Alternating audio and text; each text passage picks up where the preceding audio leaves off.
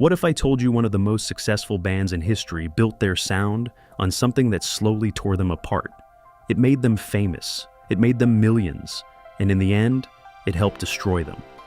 Back in 1964, in Birmingham, England, 5 young musicians came together with a simple goal.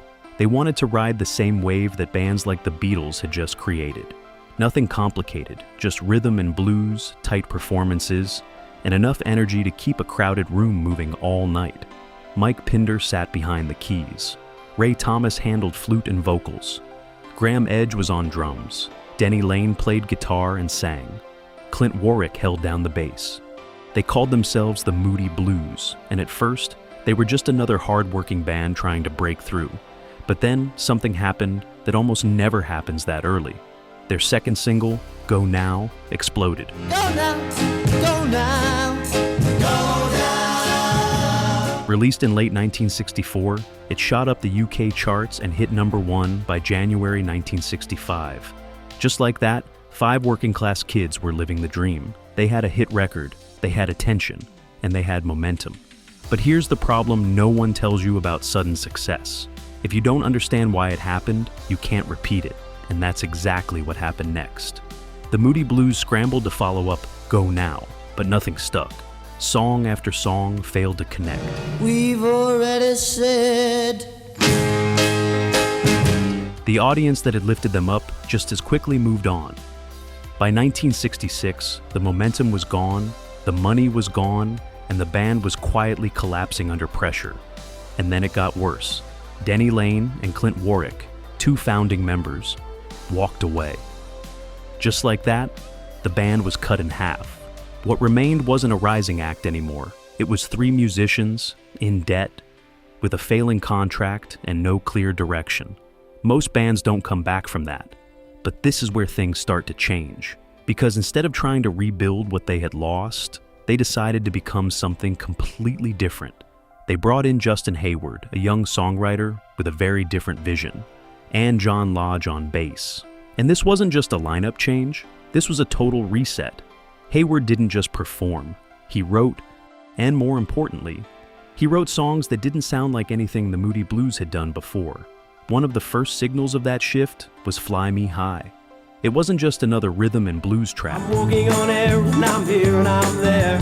I travel the sky but for one on. It hinted at something bigger, something more experimental, something that didn't fit neatly into what radio expected. But here's where it gets interesting. This transformation wasn't driven by confidence, it was driven by desperation. The band was broke.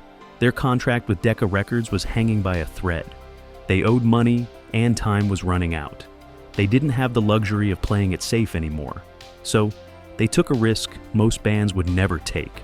And that risk came from a very unexpected place. Their label, Decca Records, had a problem. They had already invested money into the Moody Blues, but the band wasn't delivering returns anymore.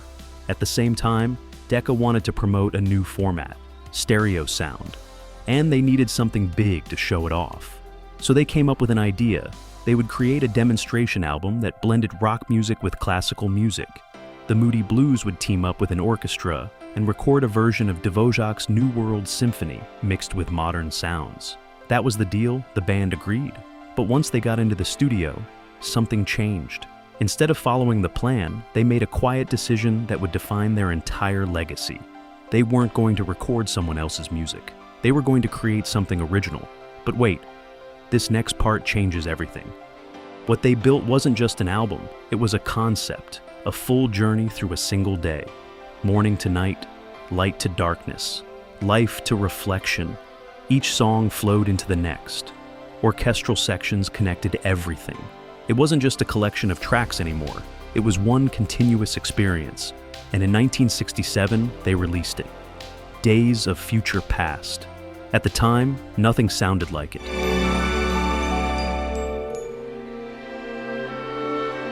But the real secret wasn't just the concept, it was the sound. Mike Pinder had brought in an unusual instrument called the Mellotron. It didn't look like much, but it changed everything.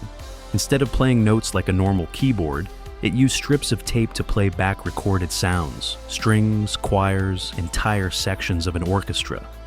In simple terms, 5 musicians could suddenly sound like 50. That haunting layered sound became the band's identity, and it gave them something no one else had. Producer Tony Clark understood it immediately. He knew how to capture it, how to build around it, how to make it feel massive but still emotional. People later called him the 6th member of the band, and it wasn't an exaggeration. But even with all this innovation, the album still needed one thing, a song that people couldn't forget. That's when Justin Hayward stepped in with something personal, a song he had written during a moment of heartbreak and uncertainty. It was simple, it was emotional, and it didn't try too hard. Nights in White Satin, at first it didn't seem like a hit.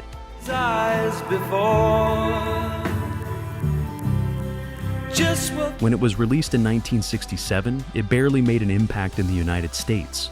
The album didn't explode either. It performed modestly, but nothing close to what you'd expect from something so groundbreaking. And that's where most stories would end. A great album that people didn't fully understand at the time. But this one didn't, because something was happening behind the scenes that would completely change its fate. And it had nothing to do with the band. It had everything to do with how people were listening to music. By the late 1960s, a quiet shift was happening in radio. AM stations still focused on short, catchy singles. But FM radio was different. It gave DJs more freedom. They could play longer tracks, entire album sides. Music that didn't have to fit into a tight 3-minute box. And that's exactly where the Moody Blues found their audience. Late at night, through headphones and dimly lit rooms, listeners began to experience days of future. Past the way it was meant to be heard, not as background noise, but as something immersive, something you sat with. The album slowly turned into a cult favorite. Year after year, more people discovered it. And then, 5 years later, everything changed. In 1972, Nights in White Satin was re-released in the United States. This time, it exploded. Tell me thoughts they cannot defend. The song climbed all the way to number 2 on the Billboard Hot 100. Suddenly, the same track that had been ignored became one of the biggest songs in the world. And it pulled the entire album back up the charts with it. What started as a slow burn turned into a full-scale breakout. But what if I told you that success came with a hidden cost? Because while the world was finally recognizing the band, something inside the group was starting to shift. And it came down to one thing: credit. Justin Hayward was listed as the sole writer of Nights in White Satin. That meant he received the majority of the publishing income from the song. And since it became their signature track, that income wasn't small. Meanwhile, Mike Pinder, the man who shaped the sound of the record with the Mellotron, didn't receive the same level of financial reward. His contribution was massive, but it wasn't reflected the same way on paper. At first, it didn't seem like a big deal. The band was succeeding. They were selling records. They were building something that felt bigger than any one person.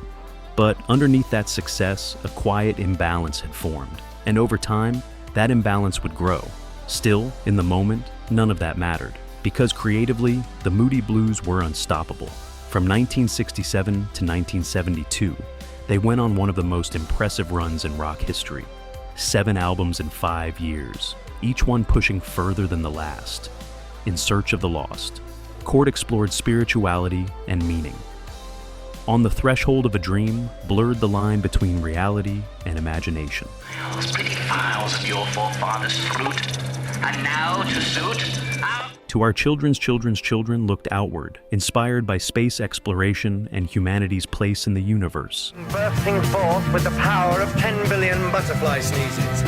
Man with his... They weren't just making music anymore. They were building worlds. And the audience, especially in America, couldn't get enough. But here's where it gets wild. Even at their peak, with millions of albums sold and a sound that defined an entire genre, the cracks were already forming, and the pressure was only getting worse. By the early 1970s, the Moody Blues were everywhere. Their albums were going gold and platinum. Their shows were selling out across the United States. By the end of their classic run, they had sold tens of millions of records. To put that into perspective, that's like filling entire cities with people who own their music. But success at that level comes with a cost.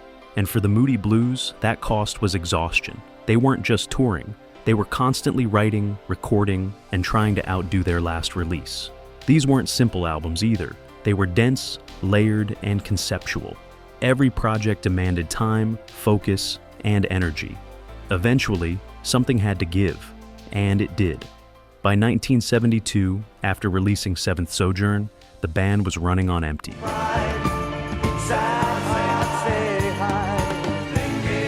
The creative spark that had driven them was fading under the weight of constant pressure. So, they made a decision. They stepped away. In 1974, the Moody Blues went on hiatus. At the time, it sounded temporary, a break to recharge, a chance to come back stronger. But time changes people. And when they finally came back together in the late 1970s to record a new album, it was clear something wasn't the same. The album was called Octave. Could have been, yet still I try to... And from the start, the process was difficult. There were delays. A studio fire forced them to move locations. Tension hung in the air. What once felt natural now felt forced. But the real breaking point centered on one person, Mike Pinder, the same man whose Mellotron had defined their signature sound. He was still involved in the recording, but when it came time to tour, he made a decision that would change everything. He didn't want to go. Pinder had a young family, and he wasn't willing to return to the constant travel and pressure that had drained them before. Now the band had a choice. They could adapt around him, or they could replace him. And this is where everything shifted. They chose to move forward without him. But wait, this next part changes everything. Replacing Mike Pinder wasn't just about filling a spot on stage.